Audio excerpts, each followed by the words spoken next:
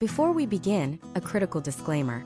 I am not a financial advisor, and this presentation is for educational and informational purposes only. The world of cryptocurrency is highly volatile and carries significant risk. You should never invest more than you are willing to lose.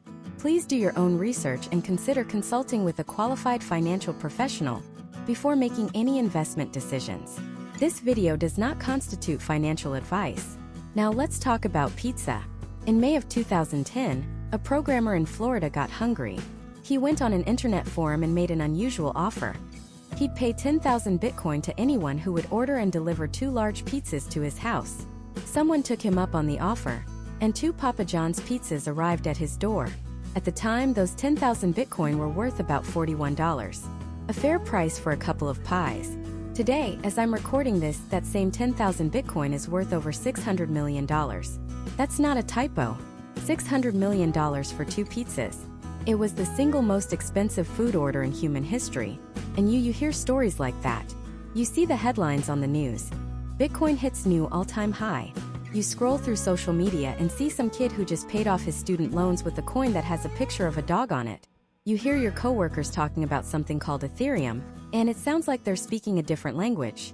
Meanwhile, you look at your 401k, you look at your savings account that's earning a fraction of a percent in interest, and you can't shake this nagging feeling. A feeling that you're being left behind. That a massive shift is happening. A once-in-a-generation transfer of wealth, and you're stuck on the sidelines because you don't even know the rules of the game. Feels overwhelming. Complicated. It feels like the Wild West, full of scams and confusing jargon, and you're terrified of making a stupid mistake and losing your hard-earned money. That's how you feel. Take a deep breath. You are in the right place. The purpose of this series is simple: to be the guide I wish I had when I first started. Over the next 10 parts, we are going to demystify cryptocurrency. We're going to cut through the hype, the noise, and the nonsense. We will break down everything you need to know from the absolute ground floor in plain, simple English. No confusing jargon, no talking down to you. By the end of this, you will understand what crypto is, why it matters, how it works, and you will have a clear foundational framework for how to approach it as an American investor. You will go from feeling confused and left out to feeling confident and informed. That is my promise to you.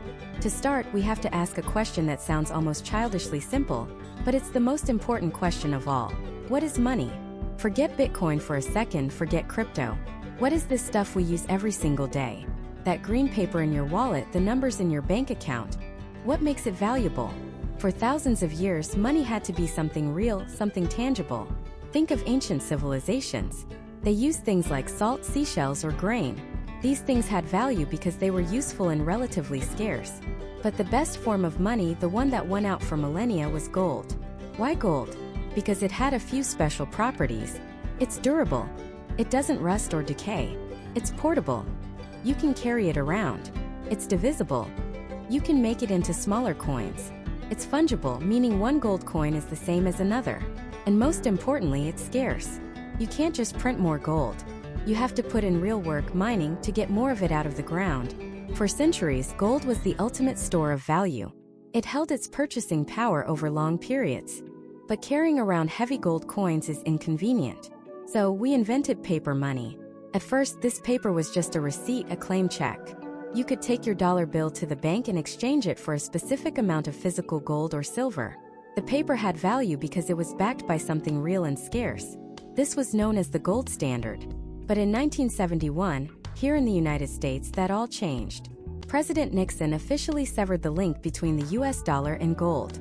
From that moment on, the dollar was no longer backed by a physical commodity. It was now what's called fiat currency. The word fiat is Latin for let it be done. Our money, the US dollar, has value today for one simple reason: because the government says it does.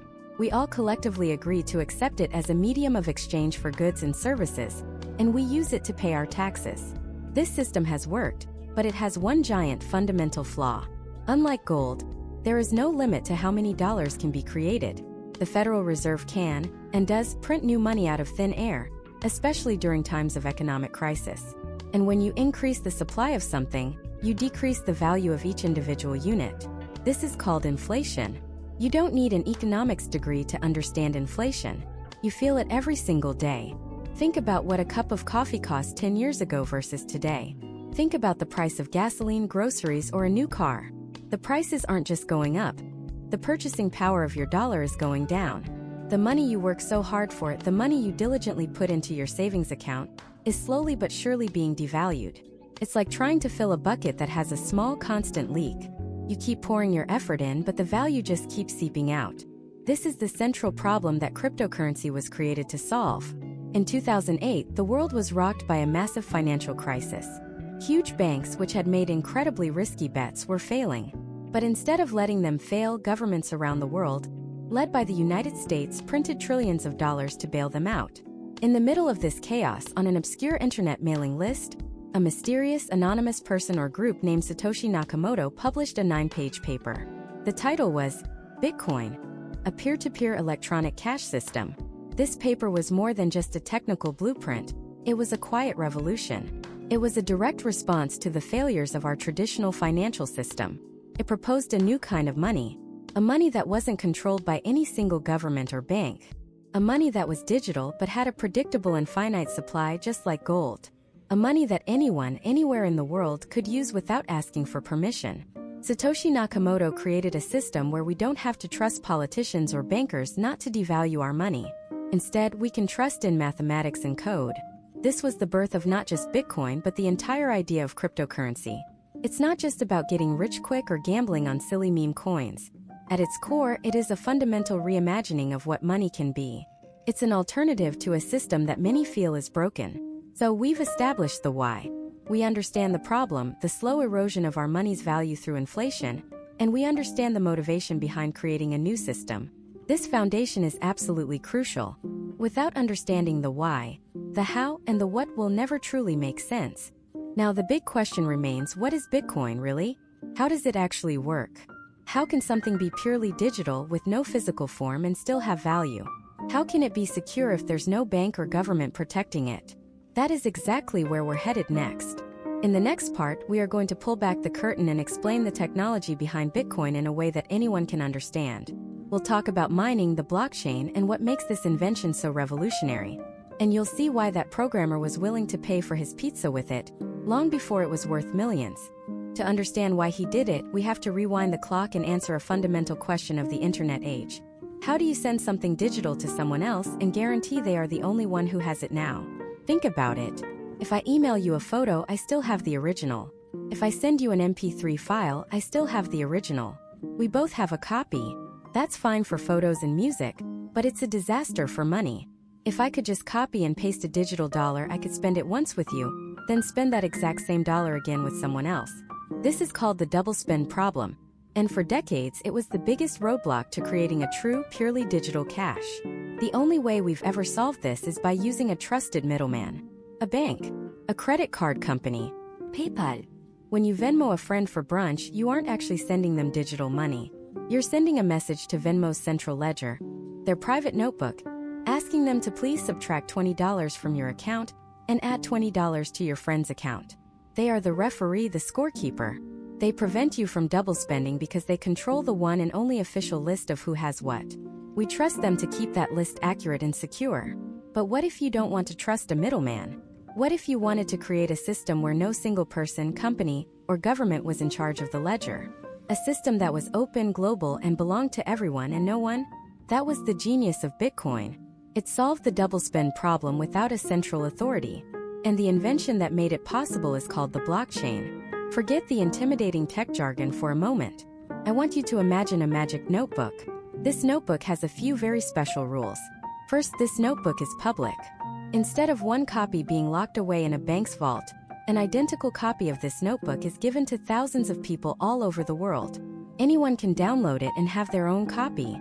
So, if one person tries to cheat and change a number in their notebook, say give themselves $1 million, everyone else can look at their own copy and see it doesn't match.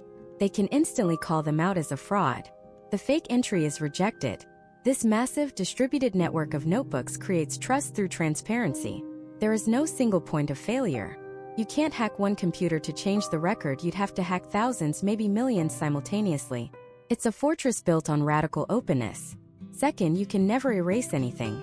You can only add new pages. Each new page is magically and permanently linked to the page before it, creating a chain of pages. This is the block and chain in blockchain. Each page or block contains a list of the most recent transactions. So, when Laszlo sent those 10,000 Bitcoin for his pizzas, that transaction was recorded on a new page. Because that page is chained to all the pages that came before it, you have a perfect, unbroken history of every single transaction that has ever happened all the way back to the very first one. It's an unchangeable, permanent record. Now, this leads to the most important question of all. In a system with no boss, no CEO, no bank manager, who gets to add the next page to the notebook? If anyone could just scribble down new transactions, it would be chaos. This is where the true breakthrough happens. This is the concept of mining. Putting a new page in the magic notebook isn't easy. In fact, the system makes it incredibly difficult on purpose. To earn the right to add the next block of transactions to the chain, you have to compete with everyone else on the network to solve an extremely hard mathematical puzzle. Think of it like a global lottery where you're not buying tickets, you're using computer power to guess the winning number. The computers doing this guessing are called miners. They are running specialized software, churning through trillions of guesses per second, burning real-world electricity, all competing to be the first one to find the solution to the current puzzle. The puzzle is so difficult that, on average, it takes the entire global network of miners about 10 minutes to find the right answer. When a miner finally finds it, they get to do two things. First, they get to take all the pending transactions like Laszlo's pizza payment and officially add them as the next block, the next page, onto the chain. They broadcast their solution and the new block to everyone else on the network. Everyone quickly checks their work, which is super easy to do, and if it's correct, they all update their own copy of the notebook. The transaction is now confirmed and permanent. But here's the most important part. For all their hard work and the electricity they spent, the winning miner gets a reward. They are given a brand new, freshly created amount of Bitcoin. This is how new Bitcoin are born. This reward is the mining in Bitcoin mining. It's not about digging in the ground. It's about being rewarded with new digital currency for doing the work of securing the network and validating transactions. This incentive is the fuel that runs the entire system. It motivates people all over the world to plug in powerful computers, pay their electricity bills, and contribute to the network's security, all without any central coordination. They do it because they are rewarded for it. It's a self-sustaining, decentralized security force. So let's put it all together and go back to that pizza. When Laszlo decided to spend 10,000 Bitcoin, he wasn't just sending a file. He created a transaction message, digitally signed it with his unique private key. Think of it as a secret password that proves he owns the funds, and broadcasted it to the entire Bitcoin network. Miners all over the world saw this pending transaction. They raced to solve the current puzzle. A few minutes later, one miner in, say, Finland found the solution. He packaged Laszlo's transaction, along with hundreds of others, into a new block. He added that block to the blockchain and collected his reward of new Bitcoin. Instantly, every other copy of the public ledger around the world was updated. The 10,000 Bitcoin were officially subtracted from Laszlo's digital wallet and added to the other person's. The transaction was complete, irreversible, and permanently etched into the public record for all to see forever. No bank approved it. No credit card company processed it. No government oversaw it. It was a direct peer-to-peer exchange of digital value, made possible by this weird, brilliant, and revolutionary system of a distributed public ledger secured by a global competition. For the first time in history, we had an answer to the double spend problem. We had digital scarcity. We had something you could own and transfer online that couldn't just be copied and pasted. It was the birth of a new kind of asset. This is the fundamental technology that underpins not just Bitcoin, but thousands of other cryptocurrencies. It's an invention on the scale of the printing press or the internet itself. But it also begs a huge question. Who came up with this? Who was the genius or group of geniuses that wrote the original code, published the white paper, and then vanished without a trace? The story of Bitcoin's creation is one of the greatest mysteries of the 21st century, and it's a story that's crucial to understanding the culture and philosophy behind this entire movement. Who is Satoshi Nakamoto? The name sounds Japanese, but the truth is we have no idea. It could be one person or a team of brilliant minds. A man, a woman, a group from America, Europe, or Asia. All we have are the digital breadcrumbs they left behind. To solve this mystery, we have to go back in time. Not that long ago, to a moment that many of us remember all too well. The year is 2008. The American financial system is in a full-blown meltdown. Giants of Wall Street, names we thought were as solid as the bedrock of New York City, like Lehman Brothers and Bear Stearns, are either vaporizing overnight or being sold for pennies on the dollar. The stock market is in a free fall. People are losing their homes, their retirement savings, their faith in the very institutions that were supposed to protect their wealth. The government steps in with a massive, controversial $700 billion bailout package for the banks.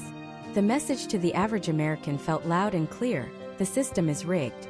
The people who caused the crisis get bailed out with taxpayer money, while everyone else is left to pick up the pieces. Trust was shattered. It was in the smoldering ashes of this global financial crisis that the first clue appeared. On Halloween of 2008, an email was sent to a small, obscure mailing list for cryptographers, people who study and create secret codes. The email was from a name nobody recognized: Satoshi Nakamoto. The subject line was simple: Bitcoin, a peer-to-peer electronic cash system. Attached was a 9-page document, a white paper. It wasn't flashy. It was dense, technical, and brilliant. It laid out, with breathtaking clarity, a blueprint for a new kind of money. A currency that wasn't controlled by any government or any bank. A form of digital cash that could be sent directly from one person to another, anywhere in the world, without needing a middleman like a Bank of America, a Chase, or a PayPal. It was a direct response to the chaos unfolding on Wall Street. It was a technological solution to a human problem: the problem of trust. A few months later, on January 3, 2009, the Bitcoin network officially came to life. Satoshi Nakamoto mined the very first block of transactions, an event now known as the creation of the Genesis block. And inside that block, he embedded a secret message. It wasn't a line of code. It was a headline taken directly from a British newspaper, The Times. The headline read, "Chancellor on brink of second bailout for banks." There it was. The motive. The smoking gun. This wasn't just a computer science project. This was a political statement. It was a timestamp, forever linking the birth of Bitcoin to the failure of the traditional financial system. Satoshi wasn't just building a new technology. He was planting a flag.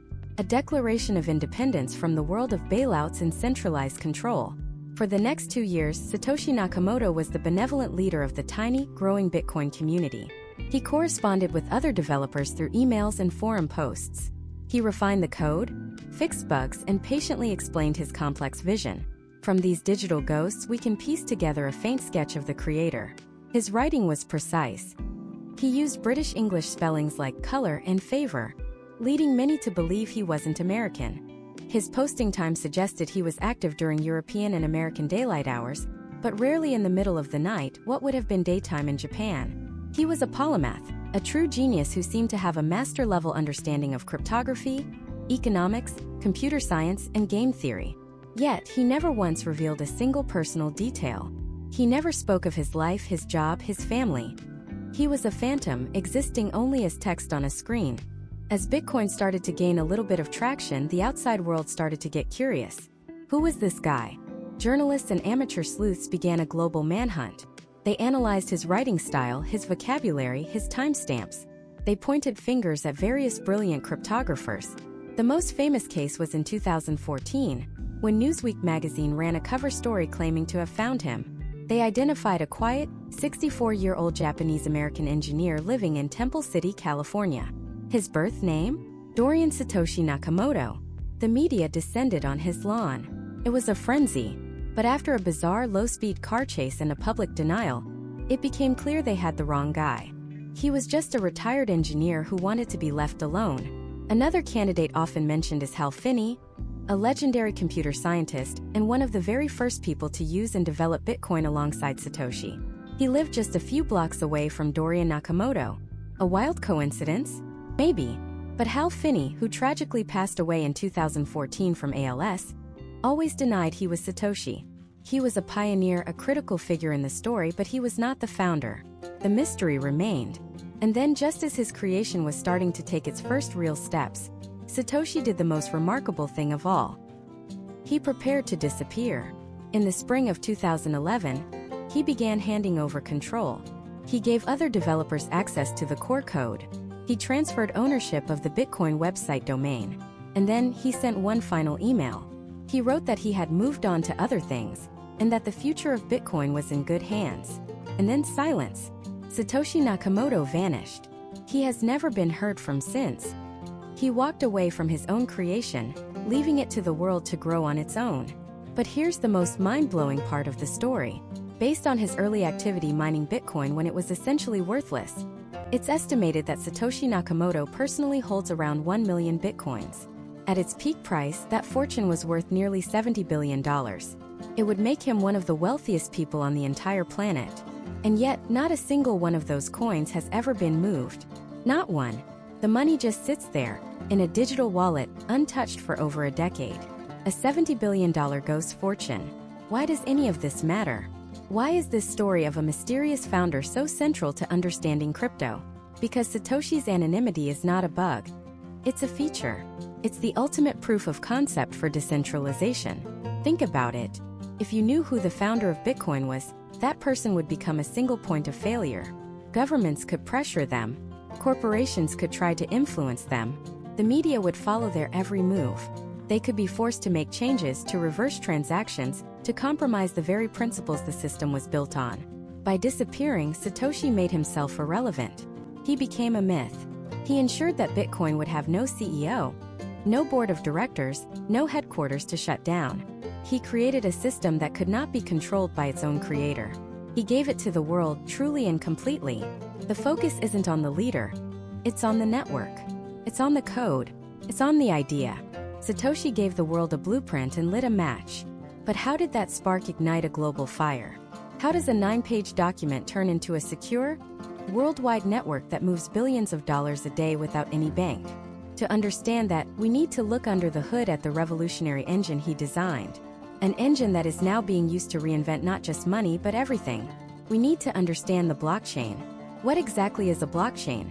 And why do some of the smartest people in the world believe it's an invention as important as the internet itself? At its heart, a blockchain is brutally, almost disappointingly simple. It's a ledger. A digital record book. That's it. Think of a simple spiral notebook where you write down transactions. John paid Mary $5. Mary paid Steve $10. But this isn't just any notebook. It's a magic notebook with 3 very special properties that change everything. And these 3 properties are the answer to why the smartest people on the planet are obsessed with it. To understand these properties, we first have to understand the single biggest problem with digital money. A problem that, until Bitcoin, no one had ever solved without a big trusted middleman like a bank. It's called the double spend problem. Imagine digital money is just a file on your computer like an MP3 or a photo. What's the first thing you can do with a file? You can copy it. You can make a perfect duplicate 1,000 times over. If I have a photo, I can email it to you, but I still have the original. Now, imagine if your digital dollar worked that way. You have one digital dollar file. You email it to a coffee shop to buy a latte, but then you immediately email the exact same file to Amazon to buy a book. You've just spent the same dollar twice. You've counterfeited money from thin air. This is why we have banks. When you pay for coffee with your debit card, you're not actually sending them a dollar file. You're sending a message to your bank, a central authority, saying, "Hey, please take $5 out of my account and put it in the coffee shop's account." The bank updates its private master ledger, their big secret notebook, and says, "Okay, done." They are the single source of truth that prevents you from spending that same $5 again. Everything relies on trusting that central bank and their private ledger. The genius of blockchain is that it solved the double spend problem without the bank. It created a system where everyone can trust the transaction without needing to trust each other or a middleman. And it did it with those 3 magic properties. The first magic property is how the notebook is organized. It's not one continuous, endless page. It's a series of pages, and in the crypto world, each page is called a block. Each block is filled with a list of recent verified transactions. Once a block is full, say after about 10 minutes, it gets added to the notebook. Then we start a new blank page, a new block. Simple enough. But here's where the magic starts. The second property is how these pages are sealed. Each time a block is filled and ready to be added to the notebook, a unique, incredibly complex mathematical puzzle is solved by the network of computers. The answer to this puzzle acts like a digital wax seal on the page. This seal is called a hash. Think of it like a digital fingerprint for the entire block of transactions. It's a totally unique code generated from the specific data inside that block. If you were to change even a single character on that page, change a transaction from $5 to $6, or alter a name, the digital fingerprint, the hash would change completely and instantly. It's a tamper-proof seal. Once a block is sealed with its hash, it's locked in. Now for the brilliant part that gives blockchain its name. When we start the next page, the next block, the very first thing we write at the top is the unique hash, that digital fingerprint from the page that came just before it. So block 2 contains the seal of block 1. Block 3 contains the seal of block 2. Each block is cryptographically linked to the one before it, creating a chain of blocks. A blockchain. Why is this a stroke of genius? Imagine a hacker, let's call him Frank, wants to go back and change a transaction in an old block, say block 100. He wants to erase a payment he made. The moment he alters the data in block 100, its hash, its digital seal, breaks. It's no longer valid. And because the hash of block 100 was written into the top of block 101, block 101 is now pointing to a broken seal, which makes block 101 invalid. And because block 101's hash is in block 102, you see the problem. To change one block, Frank would have to go back and redo the complex math and reseal not just that block, but every single block that has ever come after it, all in a matter of minutes before the next real block is added. It's a cascade of broken seals. This chain makes the history of the ledger practically impossible to change. It's immutable. The past is set in stone. But you might be thinking, okay, that's a really secure notebook. But who holds the notebook? If one person or one company holds it, they could still, in theory, use a supercomputer to rewrite history, or just decide to shut the whole thing down. This brings us to the third, and most revolutionary magic property: decentralization. Nobody holds the notebook, and everybody holds the notebook. Instead of one master copy stored in a bank's vault, the blockchain is a distributed ledger. Thousands of copies of this exact same notebook exist on thousands of different computers, all around the world, run by anyone who wants to participate. These computers are called nodes. When a new block of transactions is verified and sealed, it's broadcast to the entire network, and every single person's notebook gets updated at the exact same time. This is the knockout blow to fraud and control. Let's go back to our hacker, Frank. Let's say he has a supercomputer and manages the impossible task of changing block 100 and then resealing every single block after it on his own copy of the ledger, all the way to the present. He's created his own version of history. Now what? He broadcasts his new fraudulent chain to the network, hoping everyone else will adopt it as the truth. But the thousands of other computers on the network, the nodes, immediately look at his version and compare it to their own. They see that his chain's history doesn't match the history that 99.99% of the network has already agreed upon. It's like one person shouting in a stadium that the score is different. Nobody listens. The network rejects Frank's fraudulent version by a massive consensus and simply ignores him. His altered chain is discarded as invalid. The truth is what the majority agrees is the truth. This is the power of decentralization. There is no single point of failure. There is no central server to hack. There is no CEO to corrupt. There is no government that can shut it down by raiding one office. The network is everywhere and nowhere. It's run by the users for the users. So let's put it all together. You want to send 1 Bitcoin to your friend. You broadcast that transaction to the network. The computers on the network check to make sure you actually have that 1 Bitcoin to send. They look back through the entire history of the unchangeable chain to confirm it. Your transaction is then bundled into a new block with a bunch of other transactions. The computers race to solve the puzzle to seal the block. Once it's sealed, that new block, which now contains your payment, is added to the end of the chain on thousands of computers across the globe. The transaction is complete. Your friend has the Bitcoin. It's final. It's verifiable by anyone at any time on this public ledger. And there is no way for you to spend that same Bitcoin again because the entire network of thousands of witnesses just recorded that you don't have it anymore. The double spend problem was solved. For the first time ever, we had a way to transfer value digitally peer-to-peer with the certainty of a physical handoff. It's like I handed you a gold coin. You know you have it and you know I don't. But we did it online with no bank, no credit card company, no third party taking a cut or giving permission. This is why people compare it to the internet. The internet created a way to transfer information freely and globally. The blockchain created a way to transfer value freely and globally. It is, at its core, a technology of trust. It allows us to create systems for money, for contracts, for voting, for ownership, that don't rely on trusting a person or an institution, but on trusting transparent open-source mathematics and code. This was the unbelievable breakthrough that Satoshi Nakamoto unleashed upon the world. A public, tamper-proof, decentralized ledger. And the very first, the most famous, and still the most dominant creation ever built on this technology was designed to be one thing: a new form of money. It was called Bitcoin. And understanding how it actually works is the next crucial step in our journey. What is a Bitcoin and how is it created? To answer that, let's leave the world of computers for a second and travel back in time. Picture the California gold rush of 1849. Thousands of people, hearing tales of incredible wealth, packed their bags and headed west. They didn't go because they loved the look of shiny rocks. They went because they believed that gold was valuable. It was scarce, it was durable, and it couldn't just be created out of thin air by a government or a king. To get it, you had to put in the work. You needed a pickaxe, a pan, and a whole lot of grit. You had to physically dig it out of the ground. Satoshi Nakamoto, the anonymous creator of Bitcoin, looked at this concept and saw genius in it. The work, the scarcity, the proof that you had expended real-world energy to create something valuable. He wanted to create a digital version of this. A digital gold for the internet age. So what is a Bitcoin? At its core, a Bitcoin isn't a physical coin or a file on your computer. It's an entry on a giant global public ledger. Remember that distributed ledger technology we talked about? The blockchain. Think of it as a massive shared notebook. This notebook is copied on thousands of computers all over the world. Every single transaction that has ever happened with Bitcoin is recorded in this notebook for everyone to see. When Alice sends 1 Bitcoin to Bob, she's not emailing him a file. She is essentially broadcasting a message to the entire network that says, "I, Alice, am authorizing a transfer of 1 Bitcoin from my account to Bob's account. Everyone please make a note of this in your copy of the notebook." But this creates a huge problem.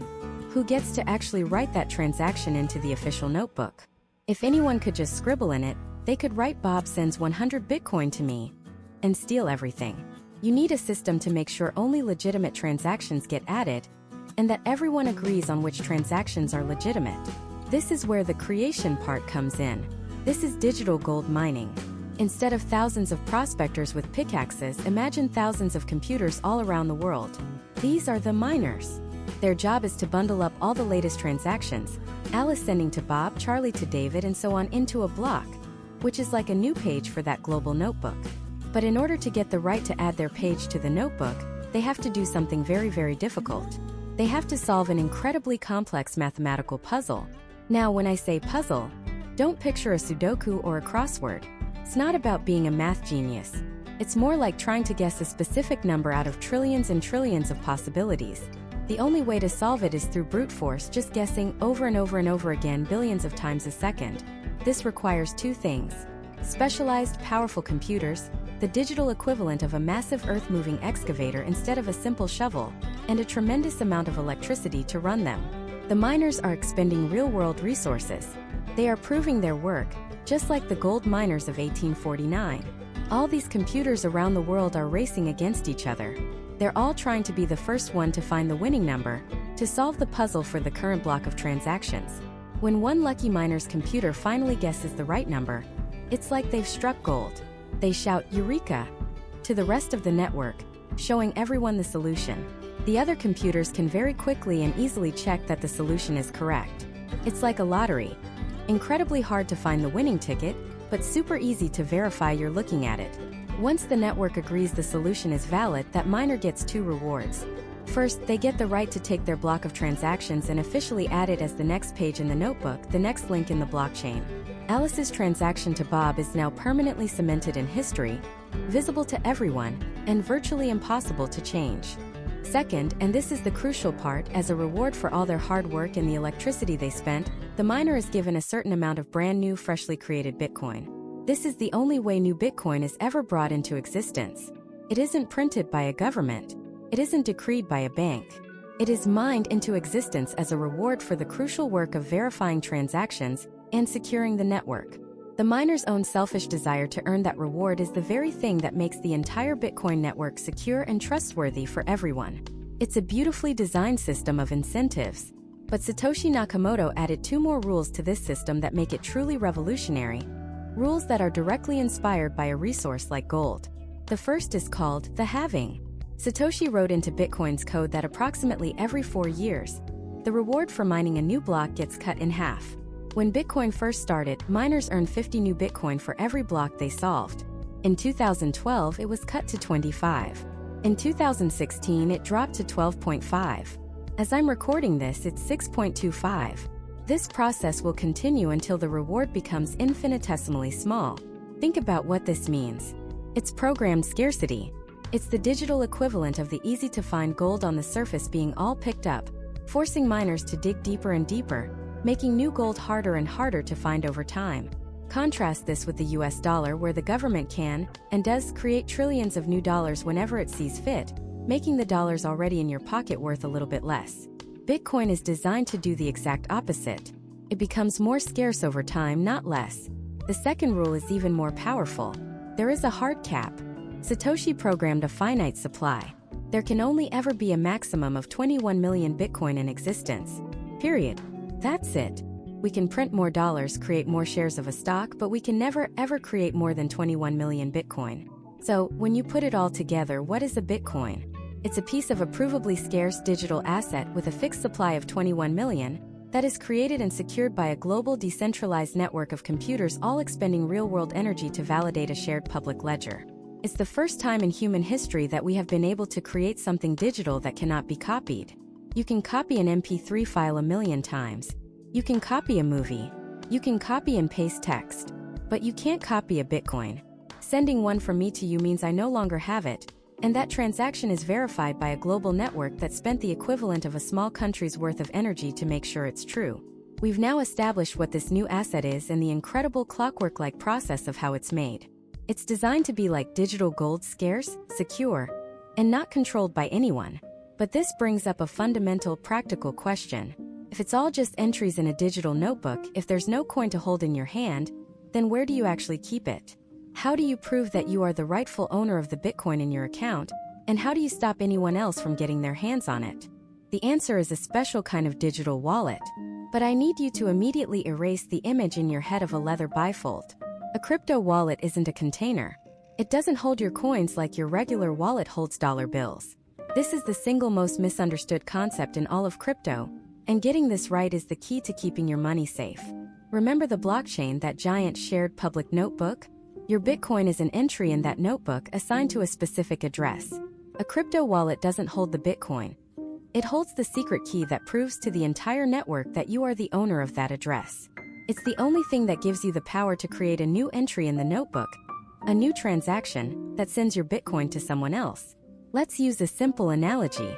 Imagine your crypto wallet is like a high-tech, unhackable email account. To receive crypto, you need to give someone your address. This is called your public key. Think of it exactly like your email address. You can post it on a billboard, shout it from the rooftops, give it to anyone and everyone. It's perfectly safe. It's how people know where to send you stuff. If I want to send you 1 Bitcoin, you give me your public address and I send it there. Simple. But to access the emails in that account, to read them, and more importantly, to send emails from that account, you need your password. In the crypto world, this password is your private key. Your private key is the single most important piece of information you will ever own in this space. It's a long, complex string of letters and numbers that gives you, and only you, the authority to access and spend the crypto at your address. If someone gets your email address, your public key, the worst they can do is send you emails, or in this case, send you crypto.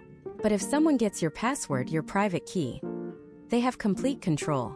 They can log in, change your password, lock you out, and send emails to everyone pretending to be you. In crypto, it's even more direct. If someone gets your private key, they can sign a transaction and send all of your crypto to their own wallet. And once it's gone, it is gone forever. There is no forgot my password link. There is no customer service number to call. There is no bank manager to reverse the transaction. This is the profound and frankly terrifying core of crypto's promise. You are your own bank. This means you have total freedom and control over your money. No government can freeze it, no bank can block your transaction. But it also means you have total and complete responsibility for your own security. So this wallet is essentially a secure place to manage your public and private keys. And they come in 2 main flavors, hot and cold. A hot wallet is any wallet that's connected to the internet. This includes mobile apps on your phone, software on your computer, or the wallet that's built into a cryptocurrency exchange like Coinbase or Kraken. They're called hot because they're online and ready to go. The convenience is incredible. You can send and receive crypto in seconds, just like sending a Venmo payment. But that convenience comes with a risk. Anything connected to the internet is, by its very nature, more vulnerable to hackers, malware, and phishing scams. It's like keeping cash in your pocket. It's great for buying coffee, but you probably wouldn't walk around with your life savings in your back pocket. For beginners, using the wallet provided by a major, reputable US-based exchange is a perfectly reasonable place to start for small amounts. These companies spend hundreds of millions on security, but technically, you're trusting them to keep your private keys safe on your behalf. The other type is a cold wallet, also called a hardware wallet. This is the Fort Knox of crypto security. A cold wallet is a small physical device, usually looking like a USB stick, that is completely offline.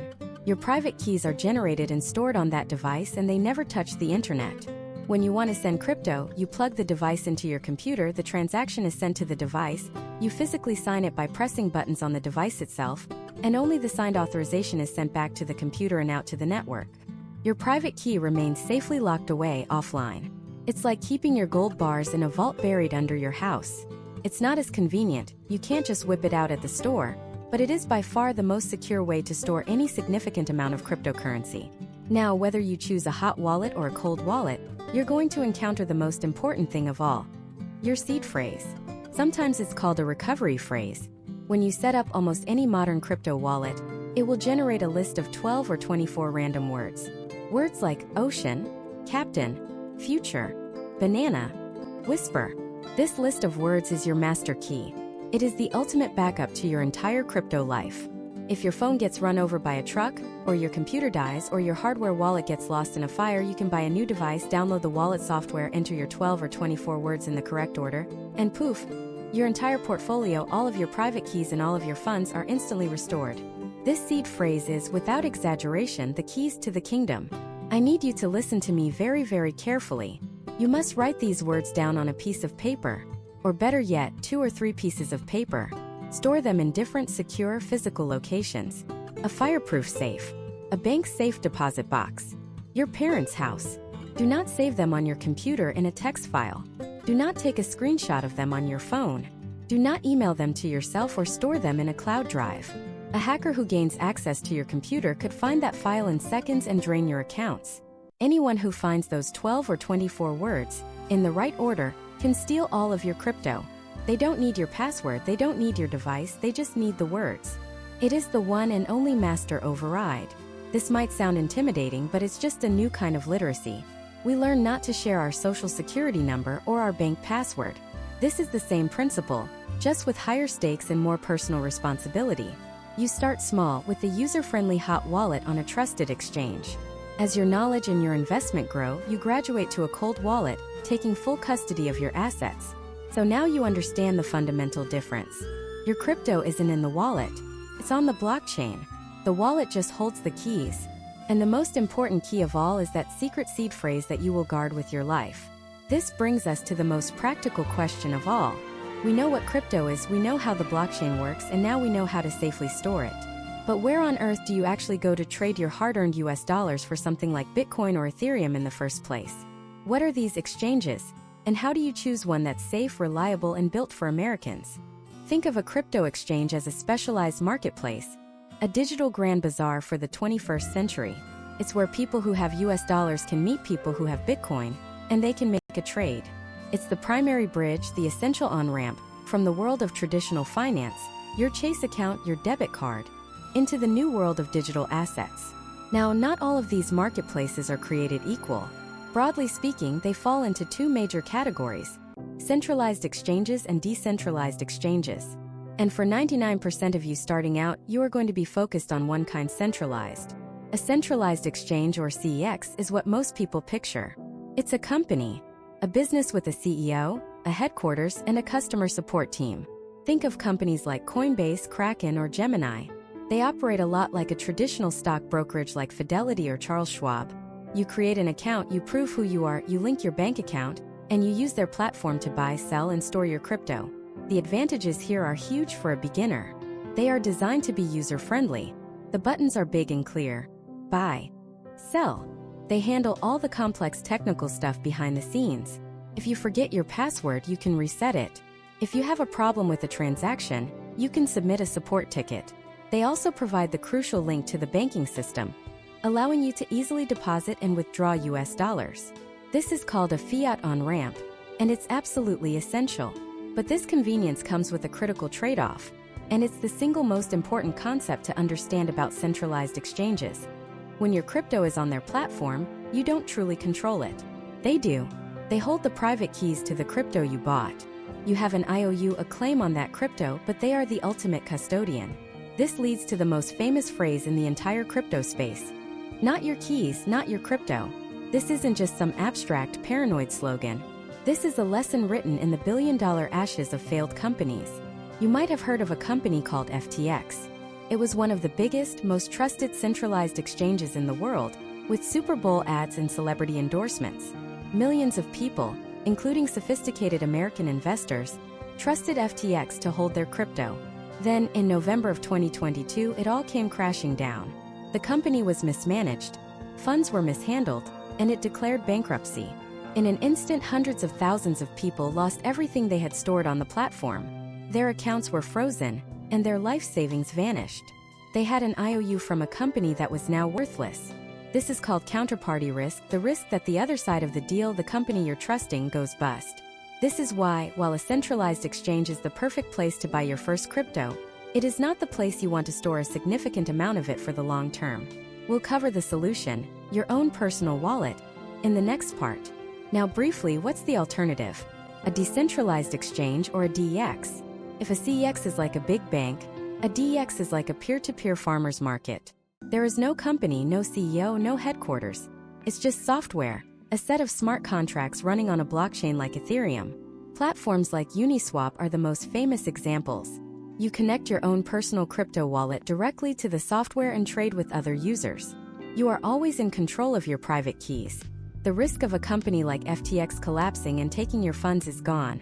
The downside is far more complex. There's no customer service to call if you make a mistake. If you send your crypto to the wrong address, it's gone forever. You are 100% responsible for your own security. For this reason, my advice is simple. Start with a reputable centralized exchange. Get comfortable.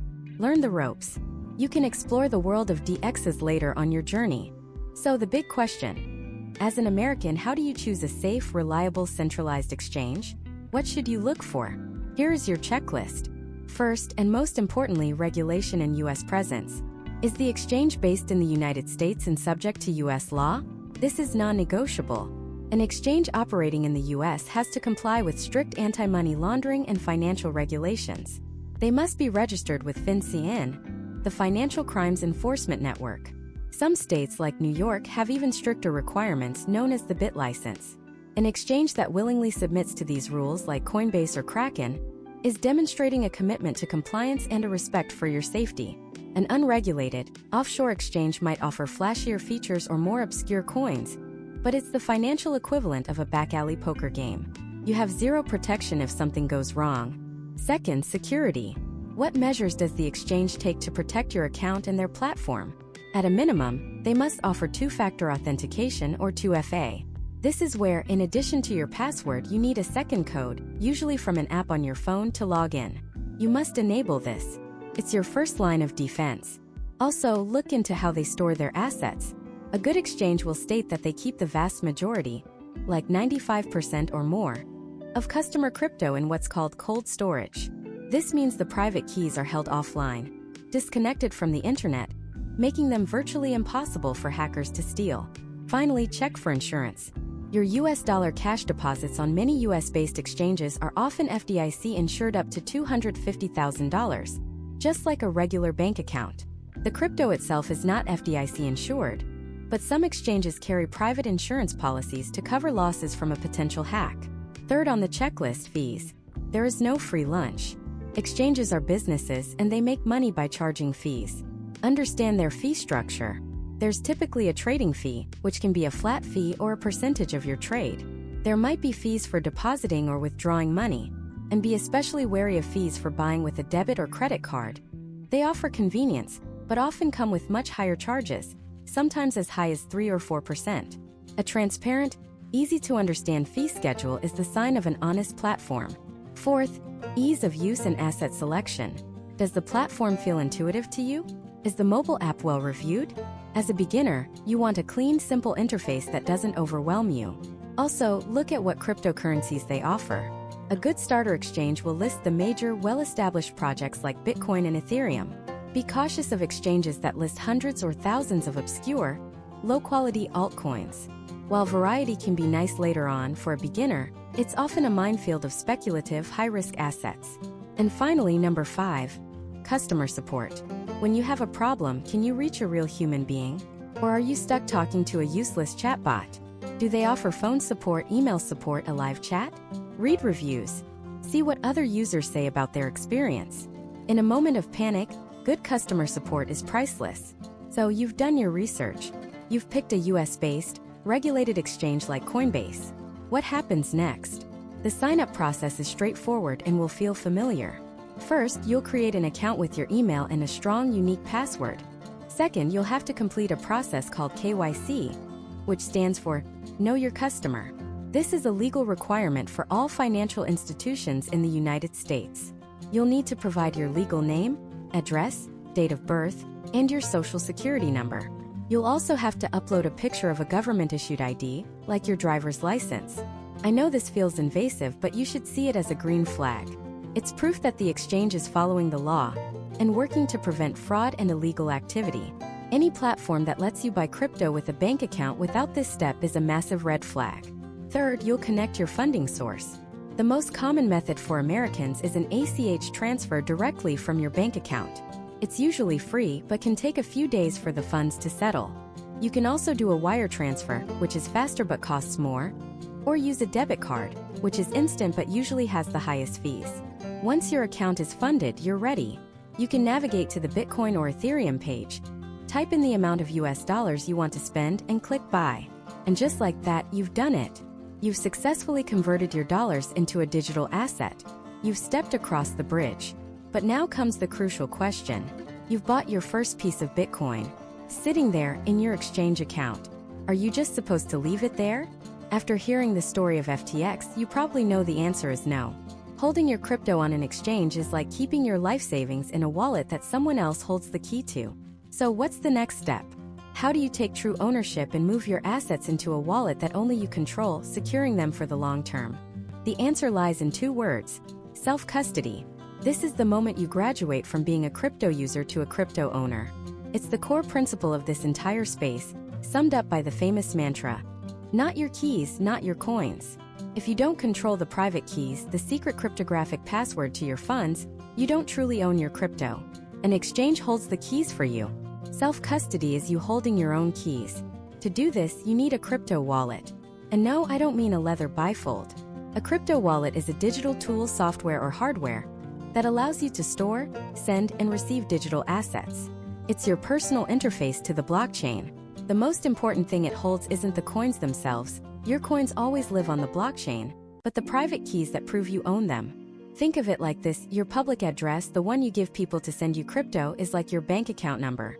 You can share it freely, but your private key is like the PIN, the password, and your signature all rolled into one. It authorizes any and all transactions. You guard it with your life. Now, wallets come in 2 main flavors: hot and cold. Understanding the difference is probably the single most important security lesson you will ever learn in crypto. A hot wallet is any wallet that's connected to the internet. Think of a mobile app on your phone, a piece of software on your desktop, or a browser extension like MetaMask. They are called hot because they are online and ready to go.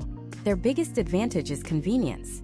They're fantastic for everyday transactions, for interacting with decentralized applications, or for holding a small amount of crypto you plan to trade or spend. It's the equivalent of the cash you keep in your physical wallet. You need it for daily use, it's easy to access, but you would never, ever walk around with your entire life savings stuffed in your back pocket. Why? Because it's more exposed to risk. Since hot wallets are always online, they are more vulnerable to hackers, malware, and phishing attacks.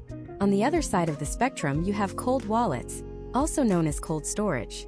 These are physical hardware devices, often resembling a USB stick, that store your private keys completely offline. Think of brands like Ledger or Trezor. This is the Fort Knox of crypto security. It's the equivalent of a steel-reinforced vault in your basement or a safe deposit box at a bank. It's for your long-term holdings, the crypto you don't plan on touching for months or years. Your HODL stack. Here's the magic of a hardware wallet. Your private keys are generated and stored on that little device, and they never leave it. When you want to send a transaction, the process is ingenious. You create the transaction on your internet-connected computer or phone. The transaction data is sent to the hardware wallet. Then you have to physically press buttons on the device itself to verify the details and approve the transaction. The device then signs the transaction with your private key and sends only the secure signature back to the computer to be broadcast to the network. Your actual keys are never exposed to the internet. A hacker could have complete control of your computer, see your screen, log your every keystroke, and they still couldn't steal your funds because they can't physically press the buttons on the device in your hand. This is the highest level of personal security available to a retail investor.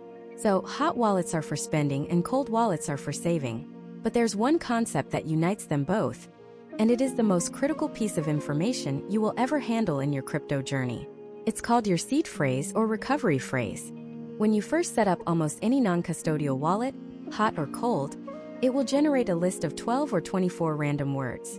This is your seed phrase. This phrase is the master key to all your crypto. It's a backup of your private keys. If your phone falls into a lake, or your computer gets a virus, or your hardware wallet gets run over by a truck, you don't lose your crypto.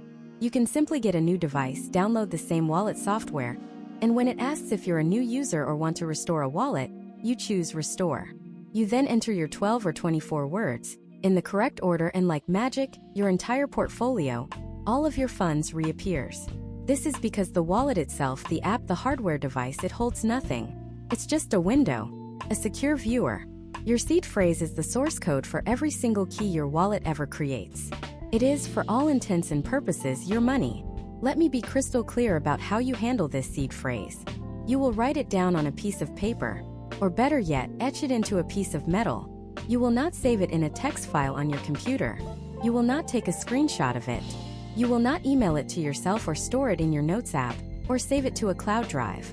Any digital copy of your seed phrase is a target for hackers.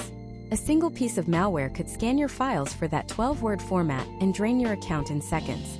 This happens every single day. You write it down, you check it twice, and you store that physical copy somewhere incredibly safe and secret. Think of a fireproof safe, a safe deposit box. Some people store one copy in their home and another at a trusted family member's house. You treat it like it's a bar of gold because that's what it can give someone access to. Never, ever, under any circumstances, type it into a website. Never give it to a support agent who DMs you online. No legitimate company will ever ask for your seed phrase. Anyone who does is a scammer 100% of the time. So, what does a smart, practical strategy look like for the average American investor? It's a hybrid approach. You use all three tools for what they're best at. Step 1.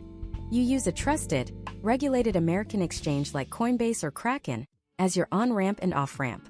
This is where you connect your US bank account to turn your dollars into crypto and your crypto back into dollars. You buy your Bitcoin or Ethereum here, but you don't leave it here long-term. Step 2. You set up a cold storage hardware wallet like a Ledger or Trezor. This will be your main vault. After you buy your crypto on the exchange, you initiate a withdrawal. You'll copy your public receiving address from your hardware wallet, paste it into the exchange's withdrawal form, triple-check that it's correct, and send the bulk of your investment, your long-term holdings, from the exchange to your personal, ultra-secure cold wallet. Now, you and only you have the keys. Step 3. You might also set up a hot wallet, like MetaMask, on your browser or phone. You can send a small, non-catastrophic amount of crypto here from your exchange or your cold wallet. This is your play money. It's what you'll use if you want to explore the world of NFTs or try out a decentralized finance application. It's your spending cash, separate from your savings vault. This three-tiered system gives you the best of all worlds: the regulated convenience of an exchange, the ironclad security of a hardware wallet for your serious investments, and the flexible accessibility of a hot wallet for exploration. By taking these steps, by moving your assets into your own custody and religiously protecting your seed phrase, you are elevating your security to a level that surpasses most traditional financial systems. You are embracing the true power of this technology, which is financial sovereignty. So you have your exchange account, you've set up your secure hardware wallet, and you've protected your seed phrase like it's the nuclear codes. You are now more secure than 99% of crypto investors. But this fortress is empty. The big question remains: Beyond the giants like Bitcoin and Ethereum, what do you fill it with? How do you navigate the wild, chaotic world of thousands of other cryptocurrencies to find potential gems and avoid the inevitable scams? This is where the real treasure hunt begins. But it's also where the dragons, the traps, and the dead ends are hidden. We're talking about the world of altcoins. Literally every single cryptocurrency that isn't Bitcoin. Some people call this the Wild West of finance, and they're not wrong.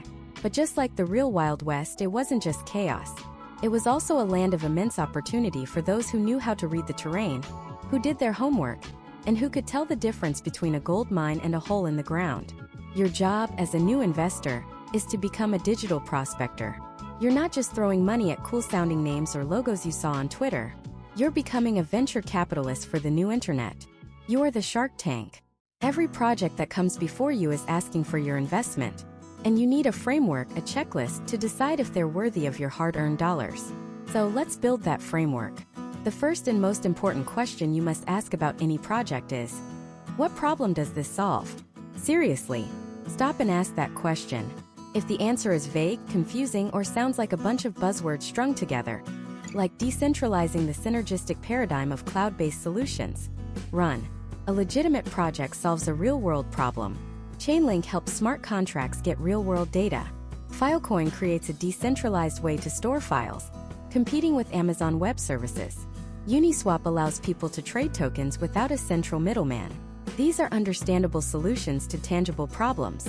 The place you find the answer to this question is in the project's white paper. Now, don't be intimidated. Yes, some white papers are incredibly dense and technical, written for developers, but many are written for a broader audience. It's the project's business plan. It's their mission statement. You don't need to understand every line of code, but you must be able to understand the first few pages that explain the what and the why.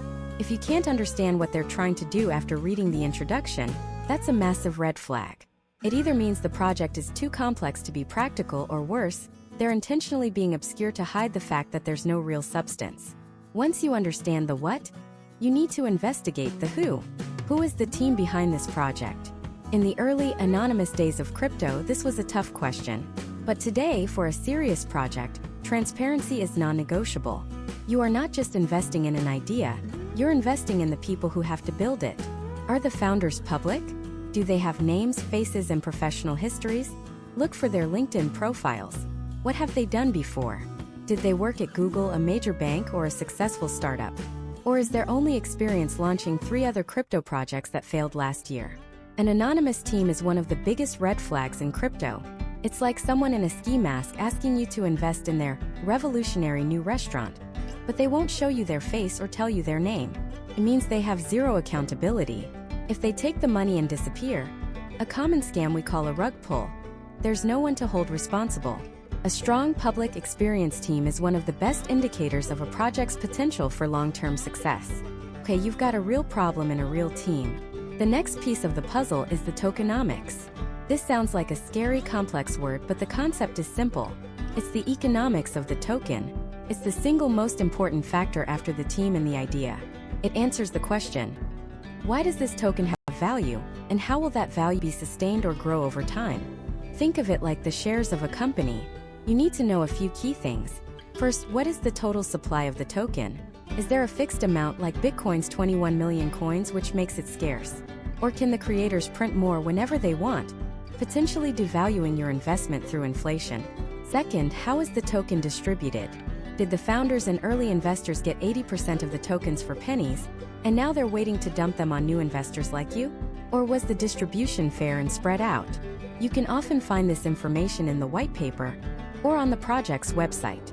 A project where a huge percentage of the supply is held by a few insiders is extremely risky. It's like sitting at a poker table where one player has most of the chips before the game even starts. And third, what is the token's utility? What is it actually used for within the project's ecosystem? Is it used to pay for services, to vote on the project's future, or to earn rewards?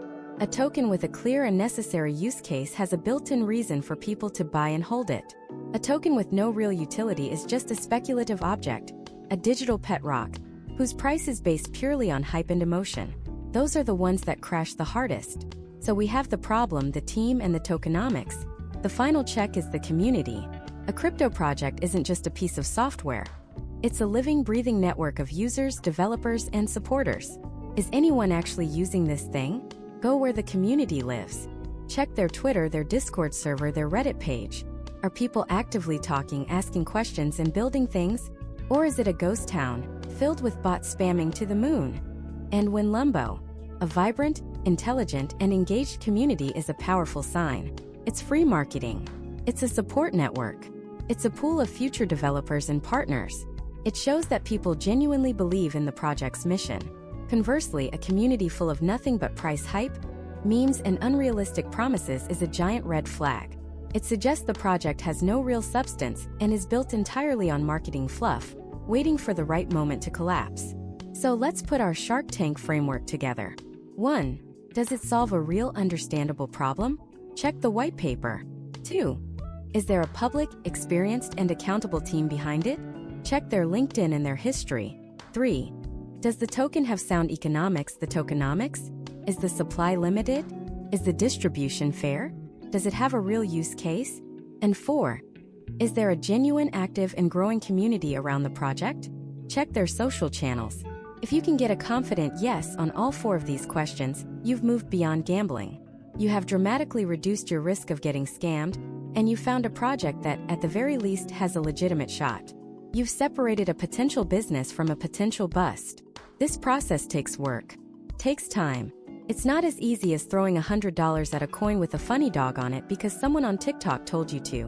But that's the point. Building real wealth is never easy. This is your due diligence. This is how you protect your capital and give it the best possible chance to grow in this exciting, but unforgiving new frontier. Now let's say you've done the work. You've run a handful of projects through this framework and you've identified 2 or 3 that you believe have real potential. You have your Bitcoin, you have your Ethereum, and now you have a few carefully selected altcoins. The treasure chest is no longer empty, but how do you put it all together? How much do you allocate to the safe bets versus the high-risk, high-reward plays? And once you've bought in, what do you do next? How do you manage your portfolio and, just as importantly, your own emotions, through the inevitable stomach-churning volatility of the crypto market? Let's tackle those questions head-on, because this is where the theoretical meets reality. This is the moment you transition from a student of crypto to an actual investor. And the first rule of building your crypto house is to lay a solid foundation. Think of your portfolio like a barbell. On one side, you have the heavy, stable weights. This is your core. For the vast majority of people starting out, this should be overwhelmingly Bitcoin and, to a lesser extent, Ethereum. These are the most established, most secure, most decentralized, and most widely adopted projects in the entire space. They are the digital bedrock. This is your safe bet portion, relatively speaking. A significant chunk of your crypto allocation, maybe 70 to 80%, could live here. It's not about getting a 1000x return overnight. It's about having exposure to the long-term growth of the most proven assets in this new class. Then, on the other side of the barbell, you have the very small lightweights. This is your speculative, high-risk, high-reward play. This is where you allocate a small percentage, maybe 5 to 10% of your crypto capital, money you can genuinely afford to lose, to those smaller altcoins we talked about. The project's trying to solve a niche problem. The next potential big thing. By keeping this portion small, you protect yourself. If one of these moonshots goes to zero, it doesn't wipe you out. But if one of them happens to deliver a 50x return, it can have a meaningful, positive impact on your overall portfolio. This barbell strategy gives you a blend of stability and upside potential, while managing your risk in a sane, methodical way. Now, once you've decided on your allocation, how do you actually buy in? Do you wait for the perfect moment? Do you try to time the dip? The answer for almost everyone is a resounding no. Trying to time the market is a fool's game, even for professionals. Instead, beginners should embrace one of the most powerful and stress-reducing strategies in all of investing: dollar cost averaging, or DCA. It sounds complicated, but it's incredibly simple. You commit to investing a fixed amount of money at regular intervals, regardless of the price. For example, you decide to invest $100 into Bitcoin every Friday. If the price of Bitcoin is high that Friday, your $100 buys you a little less. If the price is low, your $100 buys you a little more. Over months and years, this strategy smooths out your average purchase price. It removes emotion from the equation. You're not panic buying at the top or panic selling at the bottom. You are simply methodically accumulating. You are building your position brick by brick, letting time and consistency work their magic. It's the single best way to protect yourself from the gut-wrenching volatility while still participating in the long-term trend. And once your dollar cost averaging in, what do? You embrace the second core strategy, HODL. That's HODL. It started as a typo in an old Bitcoin forum by a frantic investor during a crash who meant to type holding. But it's since become a philosophy. It means holding on for dear life. It's a commitment to your long-term thesis. If you've done your research, if you believe in the technology and its potential to reshape finance and the internet, then you don't let the short-term noise shake you out of your position. News headlines will scream. Pundits will declare crypto dead for the 100th time. The price will swing 30% in a single day. Hodling is the discipline to zoom out, to ignore the daily chaos, and to stick to your plan over a multi-year time horizon. This brings us to the most difficult part of crypto investing. It isn't the technology, it's your own psychology. You are entering a psychological battlefield, and your two greatest enemies are FOMO and FUD. FOMO is the fear of missing out. You'll see some random coin you've never heard of suddenly pump 500% in 24 hours. Your brain will scream at you. You're missing it. Everyone is getting rich but you. Buy it now before it's too late. This is a trap. Chasing these pumps is how you become what the crypto world calls exit liquidity. You end up buying at the very top, right as the early investors are cashing out, leaving you holding the bag as the price comes crashing down. The antidote to FOMO is your strategy. It's dollar cost averaging into your chosen assets. It's sticking to your barbell allocation. It's accepting that you will never catch every winner, and that's okay. Your other enemy is FUD. Fear, uncertainty, and doubt. This happens during market crashes. You'll see a flood of negative articles, tweets from so-called experts predicting a new ice age, and your portfolio will be bleeding red. The urge to sell everything just to stop the pain will be immense. This is where your conviction is tested. This is where hodling becomes an active verb. The antidote to FUD is education. It's going back to your research. Why did you invest in the first place? Do you still believe in the fundamental value of a decentralized, global censorship-resistant network? If your answer is yes, then these downturns are not apocalypses. They are opportunities. They are the moments when your dollar cost averaging strategy allows you to buy more of the asset you believe in at a discount. And as you buy and hold, there is one final non-negotiable step: securing your assets. We touched on this before, but it bears repeating.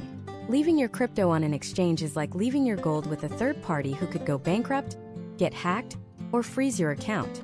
The ultimate goal is self-custody. Moving your long-term holdings to a hardware wallet, a small physical device that keeps your private keys offline, is the final act of taking true ownership. It makes you your own bank. Finally, we have to talk about the one thing no one likes to talk about, but is absolutely critical for every American investor: taxes. The IRS is not ignoring crypto.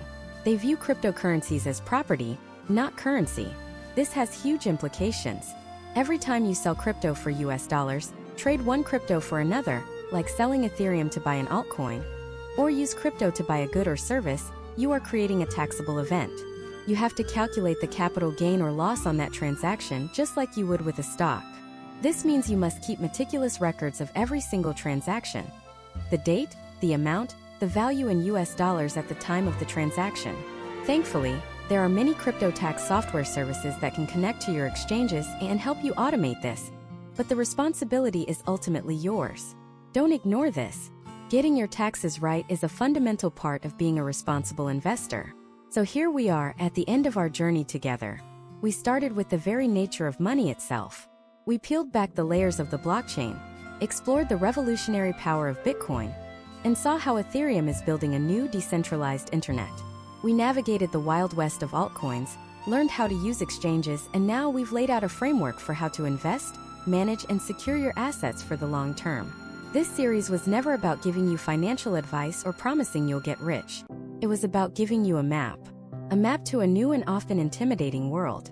It was about providing a foundational education so you can navigate this space with confidence, not confusion. The truth is, your crypto education doesn't end here. It begins here. This industry moves at light speed.